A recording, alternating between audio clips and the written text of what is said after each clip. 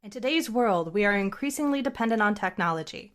Our business and personal lives rely on it, but as you've probably noticed, it's unreliable. They promise it'll get better, but it usually gets worse. Our computers are slow, so we end up squinting at smartphones and tablets. We live in constant fear that something's going to happen to our personal data, so we're scared into paying for fake protection that proves useless when disaster strikes. Update attacks, fake Wi-Fi, cloud control, and other industry scandals are designed to keep the money flowing. The jokers we pay to fix our stuff have no clue what they're doing, so they do a virus scan and then wipe out our precious photos. Intelligent, successful people feel intimidated by the chaos and think it's somehow their fault. If they only knew what the industry was doing to them, they'd get torches and pitchforks. If only we had someone to explain it all in plain English so we can start protecting ourselves. Oh wait, we do! It's the Computer Exorcist Podcast with your host, Mark Anthony Arena.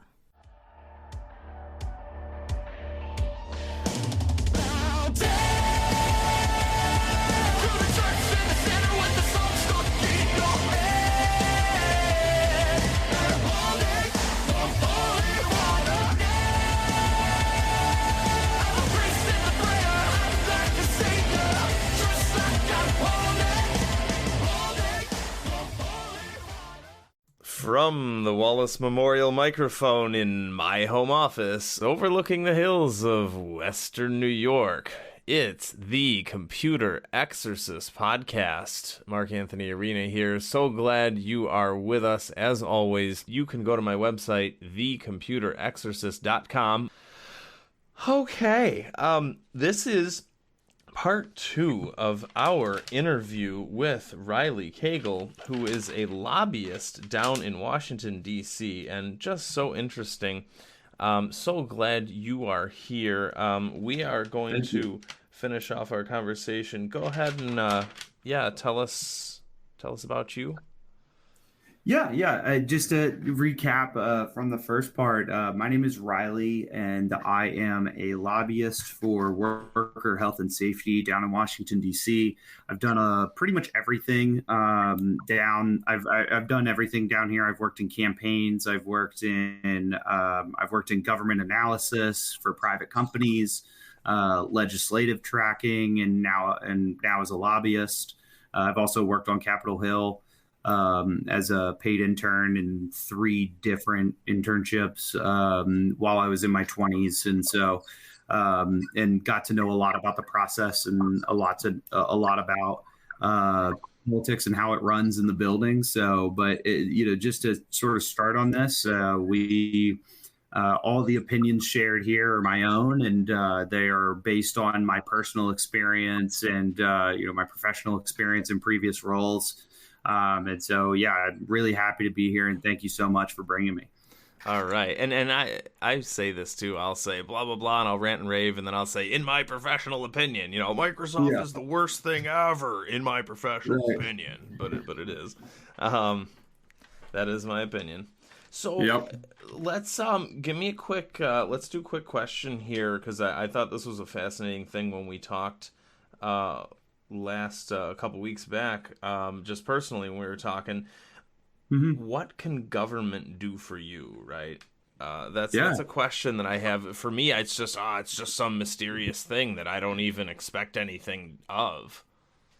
Right. I like to bring up this example, and I'll get into a little bit more detail, but I had a constituent that called me once, and they said, hey, I'm going on my family vacation in, 3-4 weeks, and I ordered my passport like 3 months ago, and it's not here. And I don't expect you to help me because I'm a Democrat, but I'm calling anyway to say that I did it. And I said to them over the phone, I said, of course we can help you 100%. And they said, really? Wow. And I said, yeah, of course. It's like, that's our job. Like, our job is to help you. And we got their passport there for everyone. They were able to make their family vacation. But I think that's sort of the common example that everybody thinks of that that most people know about is like, oh, I need my passport expedited. I'll call my congressman. But there's so much more that government can do for you that you just have no idea. And so many people don't take advantage of it. There are a lot of people in this. There are a lot of people that say like, "Oh, government doesn't work anymore. Government doesn't care about me anymore. Government doesn't do anything for me anymore." And in reality, what I've noticed is that I talk to people all the time, and they say they have this issue with the government, and I always ask them, "Have you called your congressman?" And they said, "No. Why would I call my congressman?" And I say to them, "Because your congressman can help you with that." And they say, "Really?" And I said, "Yes, like all the time." It happens so much. And so for the people out there that think that government doesn't do anything for you, I mean, I would really encourage you to ask the government to do something for you. What can they do for you? If your tax returns haven't gotten back to you on time, you can call your congressman and say, "Hey, my tax returns still haven't come back. They're late now. And like, can you call the IRS?" Yes, we can do that. "Hey, wow, I need help because my fiance, her immigration papers are not being pushed through quickly. And like we've been waiting for way too long and we're past the date that they told us they would have them by. Can you call your congressman for that?" Yes, you can call your congressman for that. "Hey, I need help getting this grant for my farm." Or let's say you work at a school and you need grant funding for an arts program. Can you call your congressman to help that? Yes, you can call your congressman to help with that. Any single interaction that you have with a federal agency, whether it's taxes, your passport, immigration, anything, you can call your congressman or your senator, and they have staff that are dedicated to helping you. I've helped countless veterans with their VA benefits, or at least gotten them connected with the right person who could. So cool. I've helped so many people. VA benefits is a huge deal. We have a ton of people calling about that. But don't think that this is just the federal government. If you need help with the unemployment agency because you're unemployed and you need to deal with your state unemployment agency, call your state representative. Your state representative can actually help you with any other state agency, including the DMV. Everything they can help you with, and your state senator as well. So, my charge to everybody listening is, if you think the government isn't working well enough for you, I would charge you to ask them to work for you. Wow. As you're saying this, I'm thinking back to, I think it was 2007. I was super broke and just really down in the dumps. And I had this little DBA, and I was selling, computer parts on eBay. Probably made a couple $100 a year. And I had to submit, I think it was sales tax. It was. And they hit me with this huge bill for $3,000 in sales tax, and I just flipped out. And I tried to get my accountant to write them, and I eventually wrote them and called them, and finally I just gave up. I'm just like, look, I can't. I eventually called them, but at that point I'd already decided to shut down my tiny business, and I was so discouraged. But I eventually called them, and I should have called my state representative, absolutely, as someone, but I eventually got a hold of someone, and they said, "Oh yeah, sorry, your return got stuck to another one's by accident to some bigger company." But I was so discouraged. I didn't start another business for a bunch of years after that. I'm telling you, man, it's their job. This is in the job description. They have staff in their district office usually. In the district office, there's another 8 or 9 staffers in the district office, that their whole job, most of their job is handling what we call casework. Right. I was an innocent citizen, right? This was all their fault. It was, yeah. Wow. Yeah. I like what you say, because there's plenty of times it's like when you're at a school dance when you're a kid, and it's like, girls don't like me. Well, did you go ask one to dance? Yeah, right. Yeah, I mean, they will call those agencies for you, and they actually have like a special line that they call into, and like they don't have to like wait for anybody. There's a special like help desk for Congress and for the state for the state legislature in these places, that they take in calls from Congress or your state legislature on these issues that you ask them to help with. It's just for that.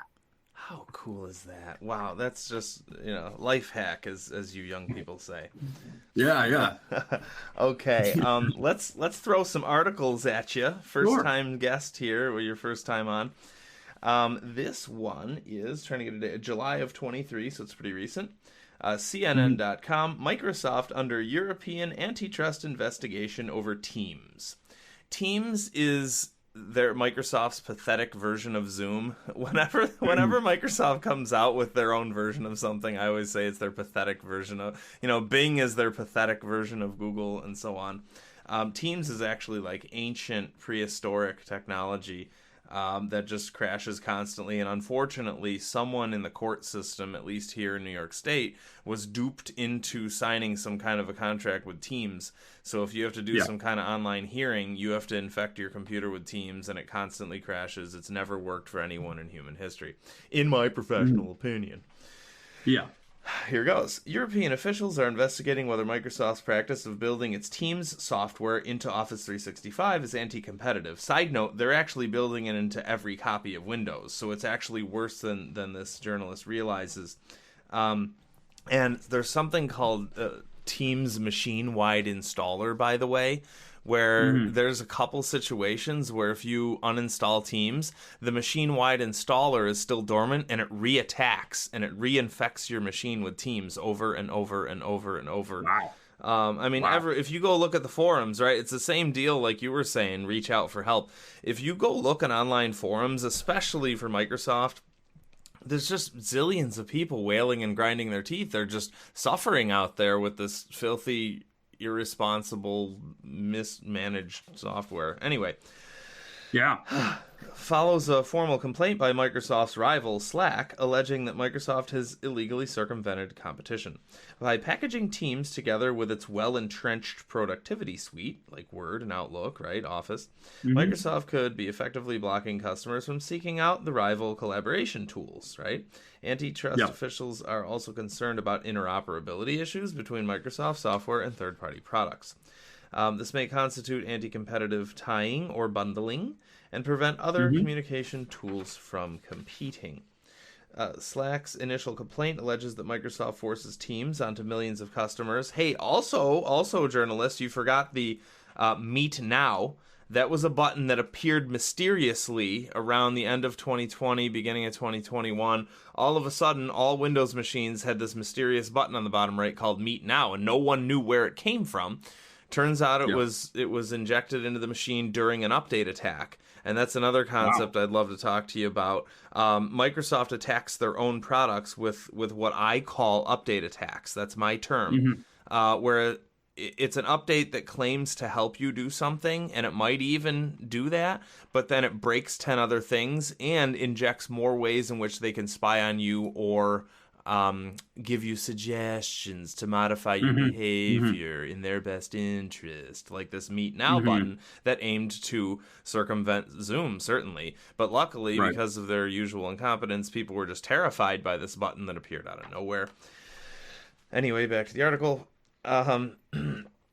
Microsoft sells a closed ecosystem of its products, right? Not as bad as Apple, where you have to also buy the Apple hardware, Apple socks, Apple underwear, Apple toothbrush in order to get it to work. Right.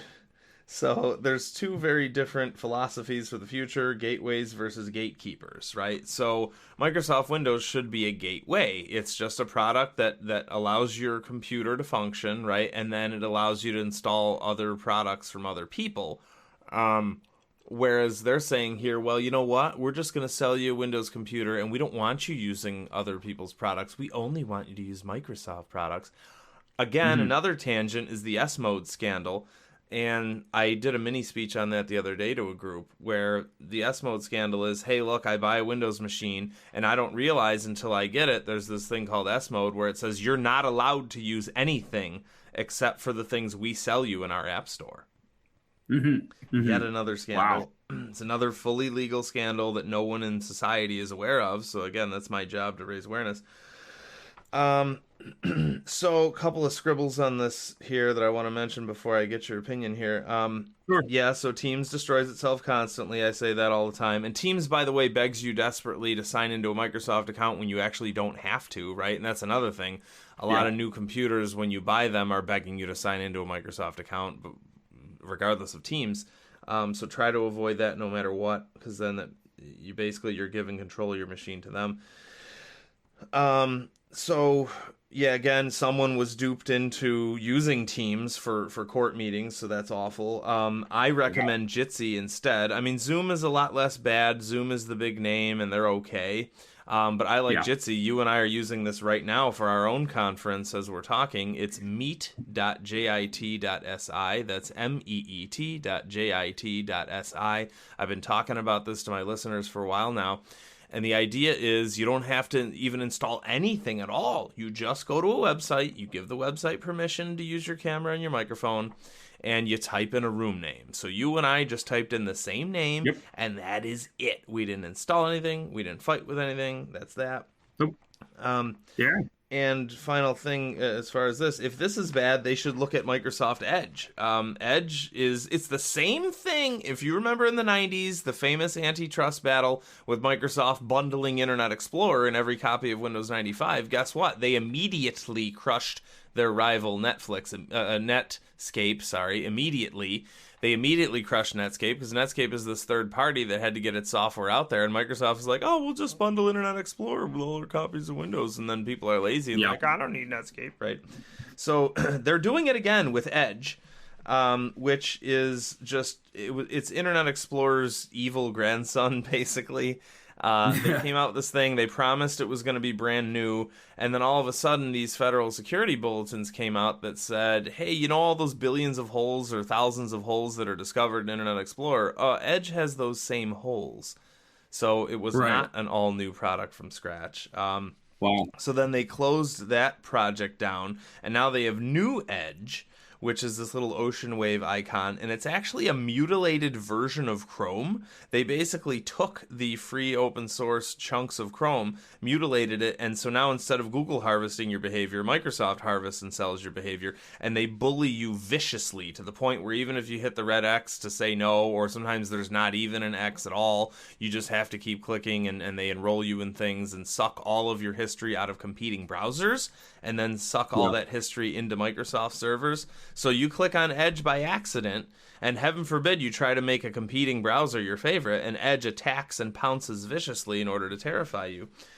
Mm-hmm. So, folks, if you think Teams is a problem, we got a much bigger scandal with Edge, in my professional opinion. It spews icons everywhere during every update attack. Even if you delete the icon for Edge, during every update attack, Microsoft will flood your machine with billions more icons for Edge. So that's my opinion on that. I know you said, so you're an expert on antitrust, is that correct?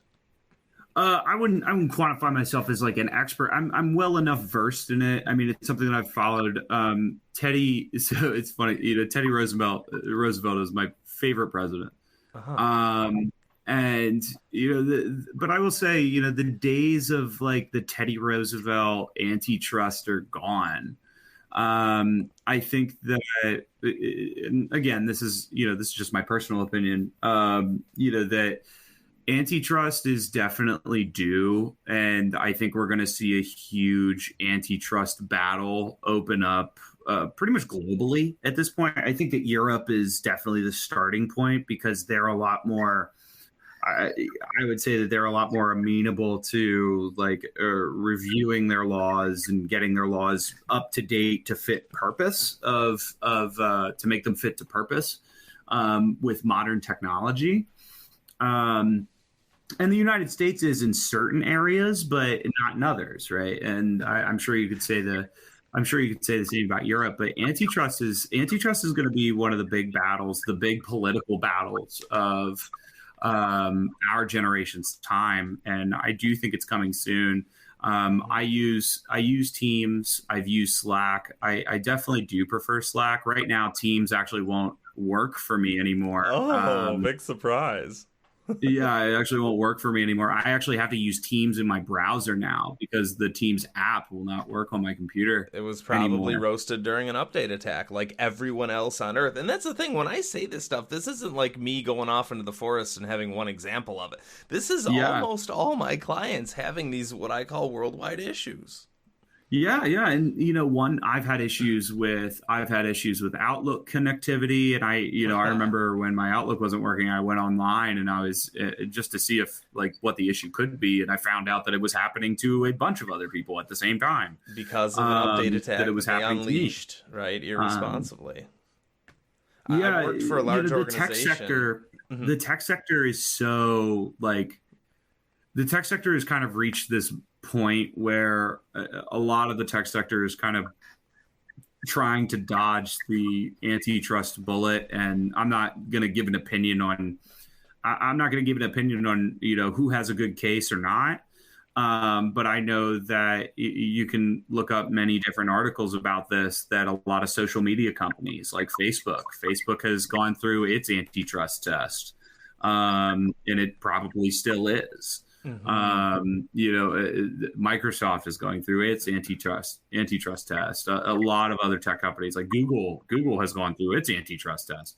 And what blows my mind, side note, is like I could see if it's a debatable, arguable point that Facebook may or may not be a monopoly, blah, blah. But who let them buy 3 of their competitors? Hello. Right. Yeah. And that's what we're seeing is like these companies are getting a lot bigger. Right. It's like the Whole Foods in my town over here. Oh, sure, right. The little example I use is the Whole Foods in my town.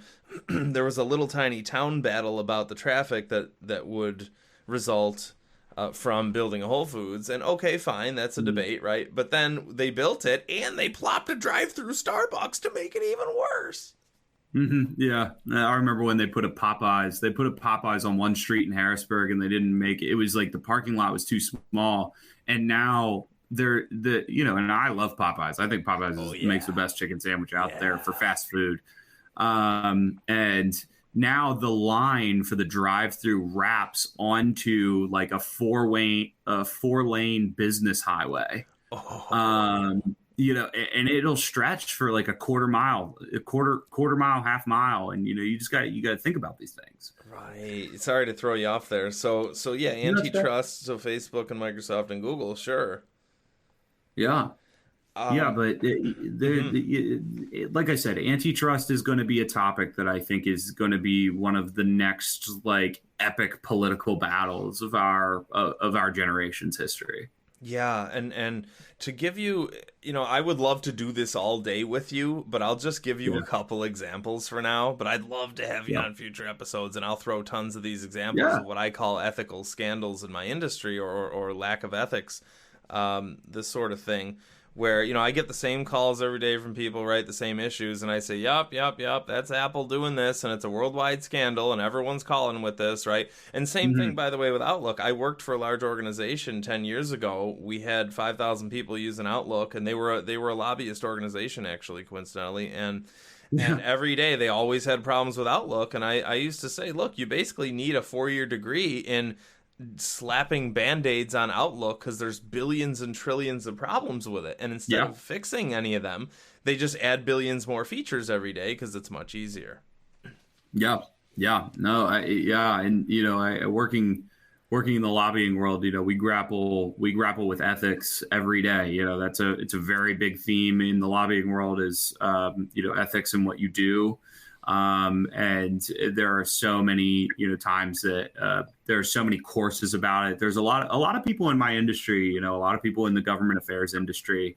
And I would, everybody I've met, I mean, they are very big on, ensuring that ethics are upheld in this industry. Wish Silicon Valley thought that. Yeah. I mean, lobbyists can get a bad rap sometimes. And it can be popular to talk about. It's the lobbyist's fault. People can talk about that. But I will say, I know so many lobbyists that are just great people and they do great things. And so I definitely don't think that the industry deserves that. That's cool. Check out my episode a couple weeks back with Mark Wynn.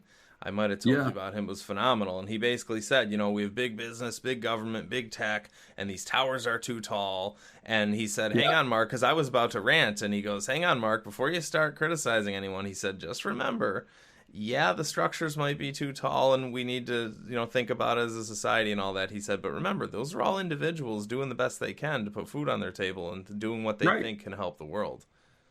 Right. Yeah. I mean, everybody wants, I genuinely hold this. I hold this very deep personal belief that everybody wants to do good things, at least when they start. And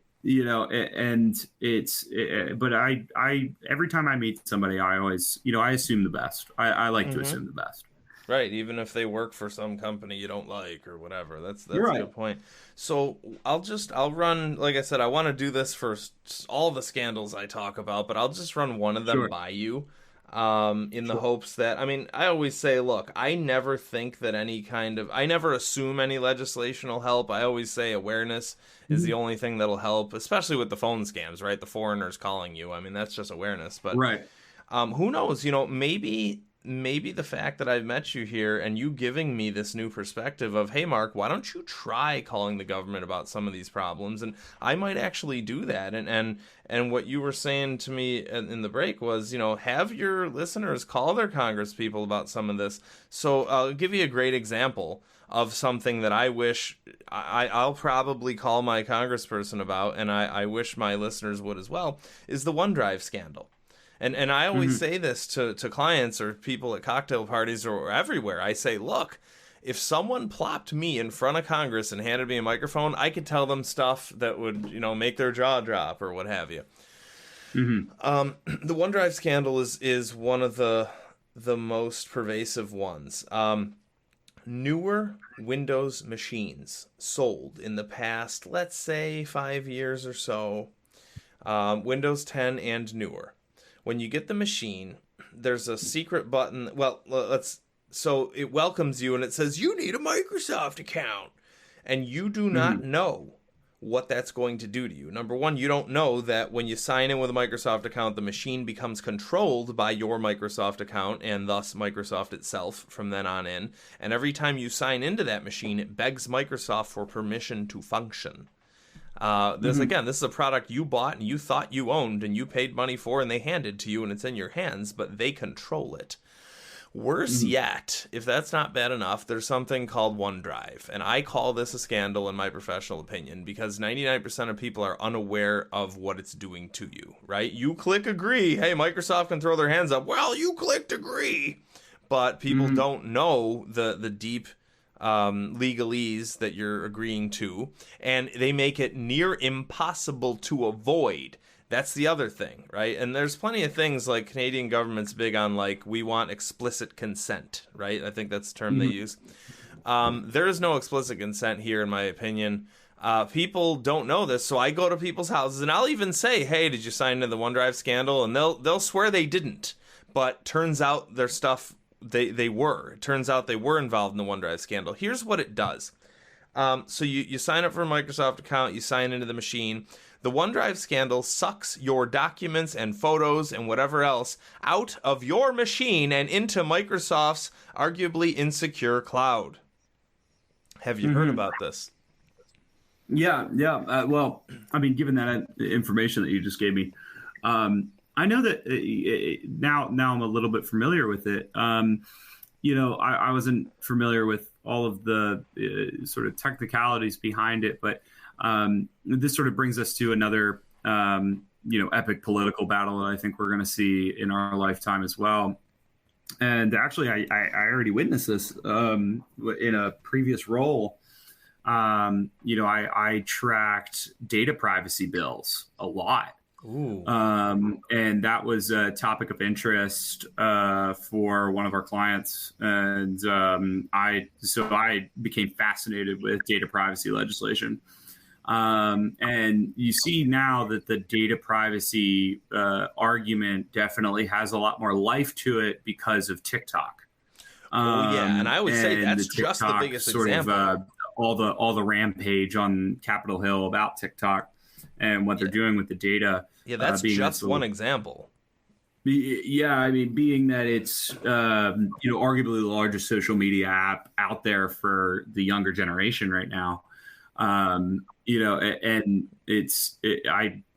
I sometimes find it funny. We're talking about TikTok and we're talking about all the data they have, and it's like, man, Facebook does the same thing. I mean, oh yeah, Facebook collects just as much. All these tech companies they collect a lot of data on you, and so I think. When I was tracking that legislation, I saw a lot of states were passing their own data privacy bills.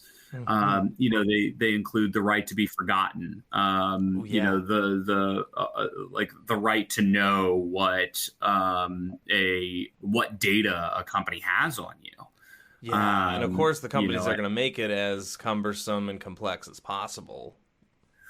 Right. Yeah. And that's where, where states are passing a lot of these laws right now. And again, in my personal opinion, I think that the legislation is, it's still evolving. I think that legislators are really trying hard they're trying very genuinely hard to understand how it all works.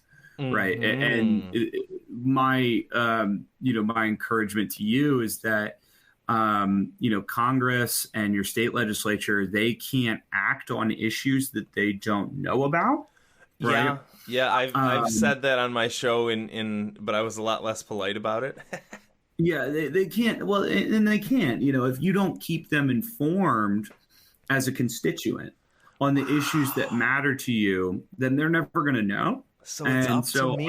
I encourage people all the time, grumbling. Reach out about the issues that are so important to you, because it's very important to have an open dialogue with the government, because like we talked about before, 1.7 million communications a year to one person, right? But I mean, if you really think about it, there's 300 million people in this country and they all have competing needs. Yeah, all crying at once. Yeah, I mean, they all have competing needs and competing issues, like a giant kindergarten. And we come together at the altar of compromise on Capitol Hill to try and make something that makes sense. Yeah, but I love how you put that charge on me, where it's like, Mark, look, if you have a problem, it's up to you. It's up to me, Mark, to go ahead and call them and let them know, because I was the guy sitting around grumbling, thinking that no one could do anything for me. But you really inspired me there. That really, The last thing that I will say about it is, I want you to know, and I know this because I've worked in this world for a while, is that it takes persistence, to get something done in this city. But it is not impossible to get something done in this city or in your state capital. It's not impossible at all. It takes persistence. You're definitely going to have to, it's not going to be one phone call and then you're done. This is advocacy. This is what advocacy is. And advocacy is, there are certain objectives that you have. And sometimes for, lobbyists that I know, they have a bill that they've been working on for 5-10 years, right?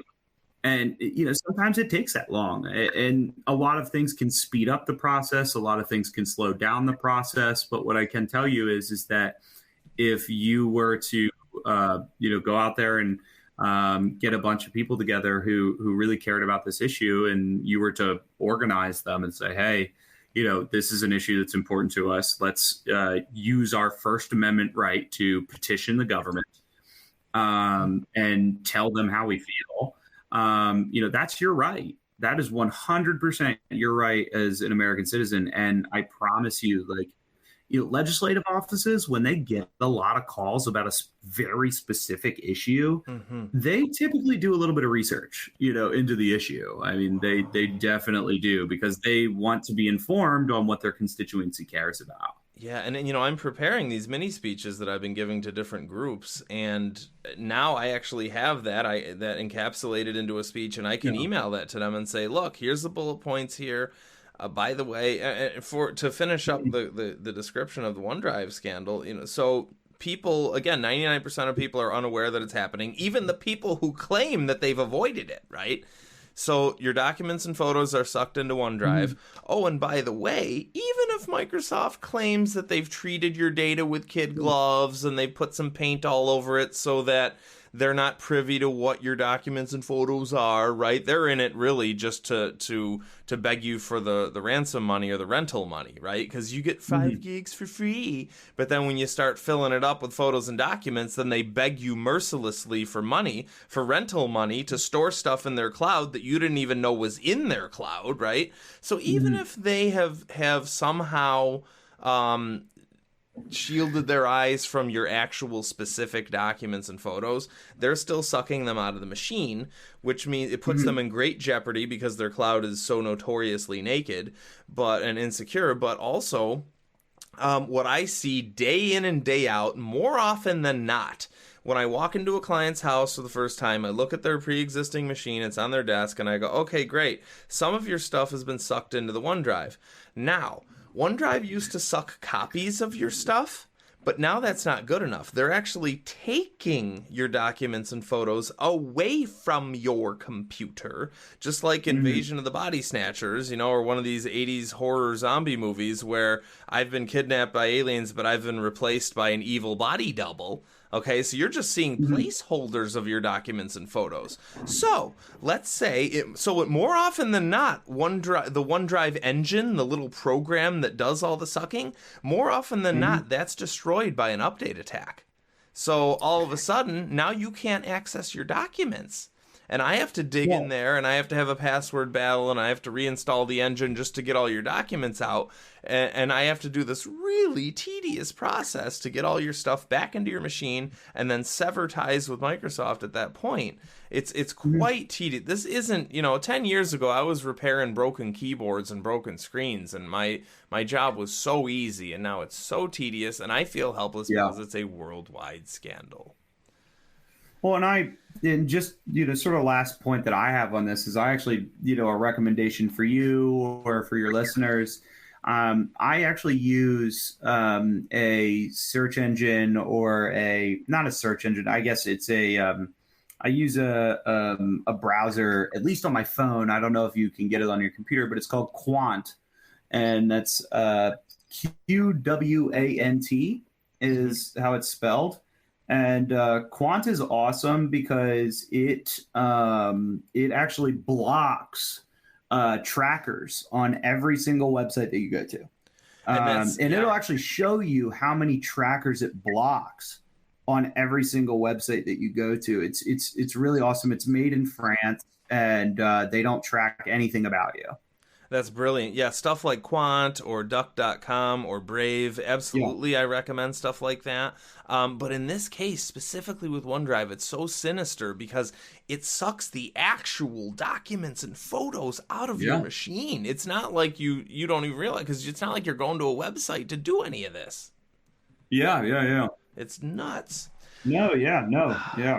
So, okay, final article for you, Riley. You ready? Yeah. This one actually came out of my Italian club newsletter, and they say they got it from the Times. I'm not sure what Times. Okay. But the article is just fascinating. So, and it's very Italian. So, the Romans destroyed their republic in partisan warfare, and we might too. And by the way, I want to thank you for having such a balanced, objective description of everything you do. You're so nonpartisan, and that's so cool to have you on here. Just giving such a balanced, rational, because again, we're all just people, right? Oh yeah. It's so. You want me to comment on that article? So here goes. Yeah. Many Americans are worried about the future, even the survival of our democracy. A little over 2 millennia ago, the Romans, after defeating all their major rivals in war, succumbed to internal warfare. The demise of the Roman Republic shows the perils of extreme partisanship. The Romans face challenges that resonate today. 2 of the most capable politicians Rome ever produced came onto the scene at the same time, which paradoxically made matters worse, right? That is crazy, huh? You have these 2 super politicians. One was Julius Caesar, from Veni Vidi Vici was his quote. Caesar rose to power championing ordinary Romans. The other major talent was Cato the Younger, a far more austere character who walked around Rome in a rough old toga. Cato crusaded against the money and squeezed out of Rome's provincial subjects that sloshed through politics. For him, the Senate was the bulwark against politicians like Caesar from acquiring too much power, right? The Senate was the check and balance against Caesar. With their different visions for Rome, both politicians attracted followings, and the remorseless logic of polarization set in. Each side responded to the other by increasingly devastating strategies. Partisanship became a chain reaction, as it is now, right? As political norms and institutions weakened, clashes became seemingly inevitable. And I want to add here that it's kind of worse now because we have these echo chambers. You go to someone's house and inevitably they're either watching Fox or CNN and they're in this echo chamber and they just roll with the party line. Side note, I wanted to say something really important about your email management systems that you're using up in Congress there. Yeah. I work with clients of all kinds of walks of life and all kinds of political beliefs. And it's funny to me because I go through and I help them flush out any spam in their inbox. And the emails are the same. The emails are the same template. I want to tell these people, like, hey, look, it's this email you're getting is actually the same as your political opponents. It's one of them says, Trump is out to get us and get our freedoms, and the other email is Pelosi is out to get us and get our freedoms. But it's the same email. Well, and a quick note on that, it's so those email or those constituent relations management systems that are in Congress, those are actually separate from the campaign. And the campaigns, so I've actually, I forgot to mention that I've actually worked in campaign fundraising as well. So I am very familiar with the emails that you're talking about. And exactly how that whole process works and everything. I also I didn't work directly with, but I knew people in the direct mail side of that company that would send the letters out and stuff like that. And, you do have copywriters. You have copywriters that write that sort of stuff. And I don't want to say that there was never really an established formula of what was written, but there is sort of a same theme almost to a lot of it. Because generally as fundraisers, we know what is going to get people to click. What is going to get people, we can analyze all that data. That fear that someone's out to get me and take away my freedoms. We can analyze all that data and we can test subject lines. And we know by the time the email actually gets sent out to the large audience, we have all the data necessary to know what's going to yield the best response out of that email, what subject line is best, what opening line is best, what pre-header text is best. And it gets results. I mean, it's crazy. It gets really good results. I personally, I'm so allergic to that engineered disingenuousness. I mean, to my own detriment, right? Where here I am, I only have a small handful of fans.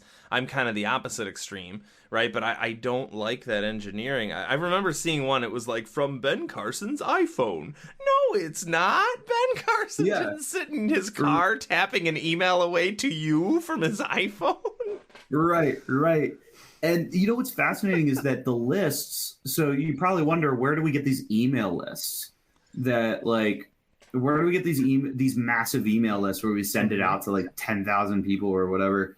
I don't even remember how many people would send it out to at a time, but there is a whole market of people who basically it's walking into a bazaar of just email lists. Mm-hmm. And they are just these guys. They're just random people. Sometimes they're companies that curate these lists. But I know that one of the best lists we had was just this. He was just this guy. And he was just this random guy who lived in the Cayman Islands. And he just had a list.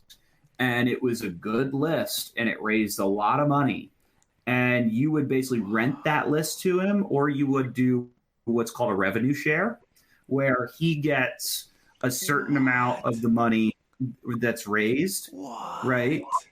And he gets a certain amount of the money raised, and then your candidate gets a certain amount of the money raised, or your cause gets a certain amount of the money raised. And a lot of the causes, I mean, the causes that we were fundraising for were, inherently political causes. But that guy, his whole, he literally doesn't have to really do anything. He just sells his list, makes money. If you do a revenue share with them, we call it a rev share. You do a rev share with them, then he makes it, depending on how good your email campaign is, he makes a ton of money. And if you're writing good emails, the rev share, he's going to want to rev share with you. If you're not writing good emails, he's either not going to sell the list to you, or he's going to sell it to you at a flat price. Right, just so he knows he gets a guaranteed rate out of you if he doesn't think rental. You're going to. Wow. Yeah, this is incredible. This now, is great rentals behind become the scenes. attractive. Rentals can become attractive if you if you've written a really good email, it's going to raise a ton of money. You might want to do a rental, because then you could end up making more money over the long term, right? Sure. Wow. I mean, this is great insight behind the scenes here, because I'm on the other end of it. I'm in the senior citizen's house in front of their computer at their home desk and looking at all these zillions. I mean, some of my people have 10 to 100,000 emails in their inbox. And so I've developed a secret method called the in-mass cleanup, where I can actually organize it all by sender and go, okay, here's 20,000 from Facebook, or 20,000 from Trump, or from Pelosi, and then I wipe them out very quickly for them. So I think that's cool. But wow, so that's what happens behind the scenes. That stuff works. Yeah. I mean, campaigning, man, I always say this, I say this to everybody, because people don't really realize it. I mean, dude, campaigning is a whole economy. It is an entire economy. The manufacturing of campaign materials, fundraising, events. You think about how many restaurants have rentals. How many restaurants get rooms rented out, or banquet halls get rented out, and then food and drinks and catering and everything. I mean, dude, campaigning is a huge economy in the United States, and people don't realize the gravity of how big it is. And I always tell my clients, okay, look, whatever you do, don't sign up for a political campaign email, because they sell it to every remotely related political campaign that's even remotely similar, and then they're getting tens of thousands flooded in. And, even if you know how to use your spam filter and block it as spam, tons more come in. And also, just to give you a little insight on how that works, because that's fascinating. So we would rent the list, right? Or we would rev share the list from whoever we picked up. And then if somebody donated, right? Somebody clicks on the link and they actually donate. Oh, are they marked as a whale? What? Are they marked as a whale? No. No, what happens is that when they actually click and donate on the list, then they also become a part of our internal list that we own, right? Mm-hmm. But only if they donate. If they actually interact and donate in the email, they become a part of our internal list, which then grows our internal list. As we grow that internal list, we can then sell that internal list to other people. It's a big cycle, really. So otherwise, they just stay in the Cayman Islands guy's list. I mean, well, they're in his list now too. Right. But I mean, so they would have stayed there. But if they donate, they're on yours. Okay. Let's finish up the article here. Yeah. This is just fascinating. I'm so happy you're here. Yeah. So partisanship became a chain reaction as political norms and institutions weakened, and clashes became seemingly inevitable. And luckily for the Romans, they didn't get any spam.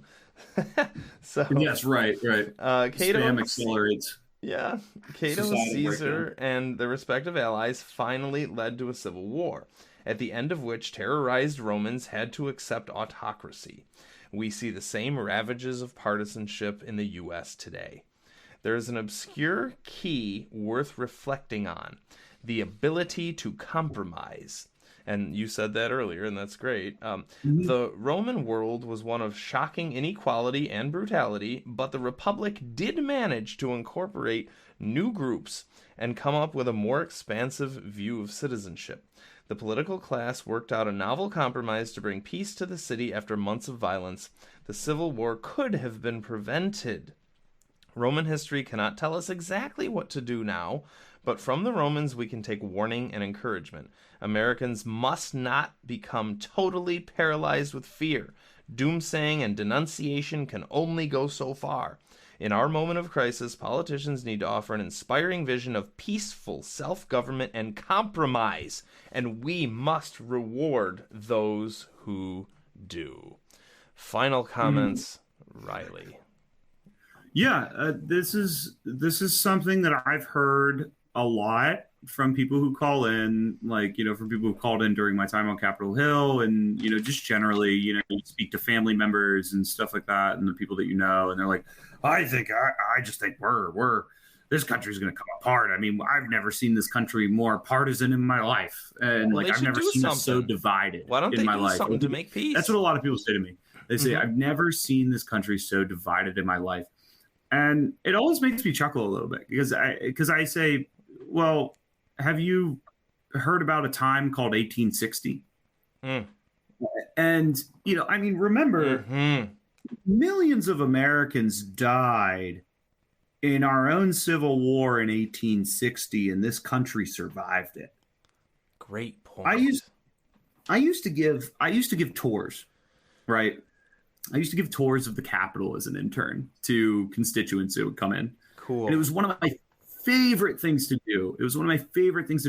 Because what a lot of people don't realize is that the current United States Capitol was actually built during the Civil War.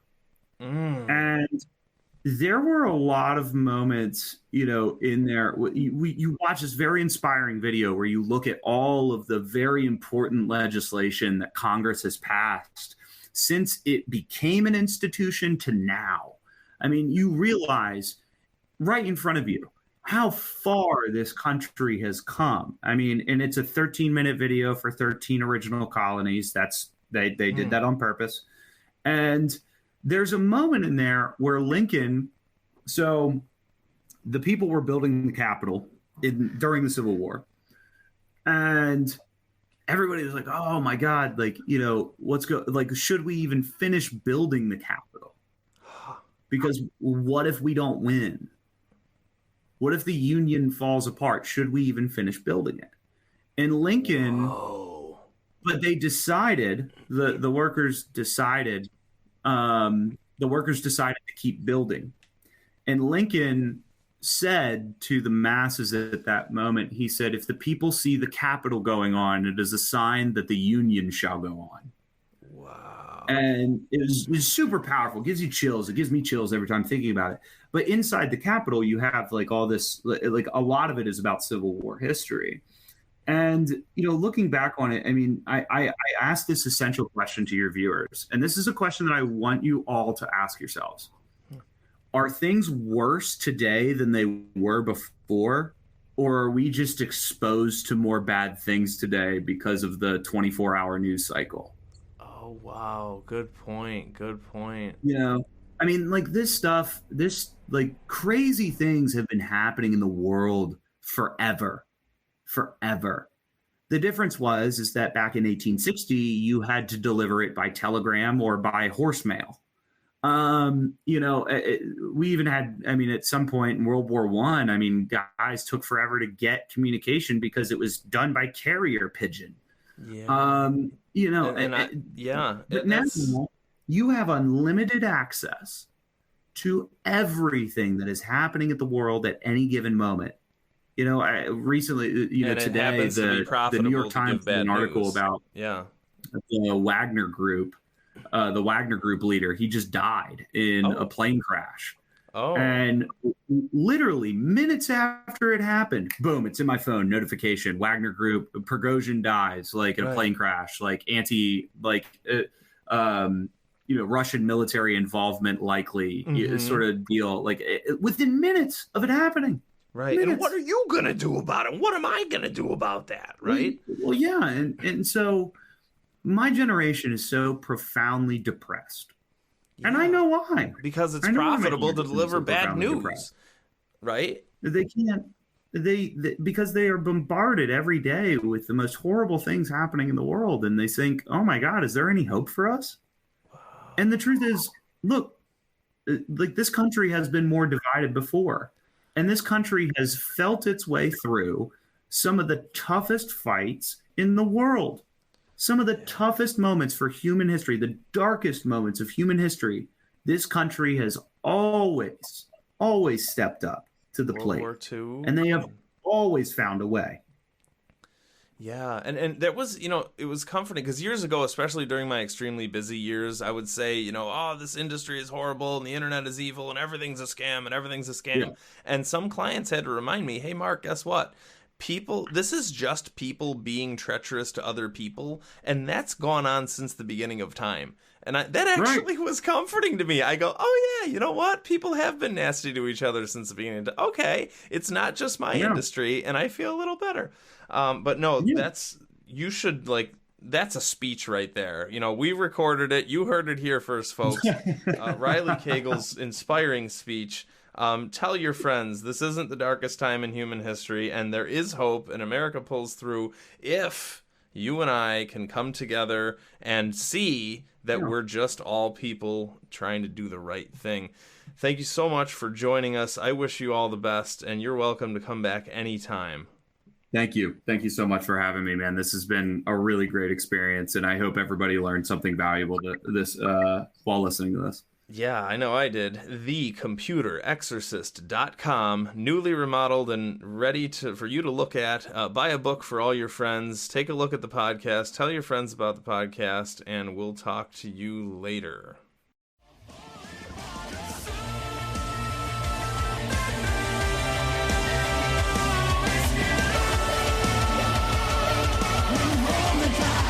Sacrifice tonight.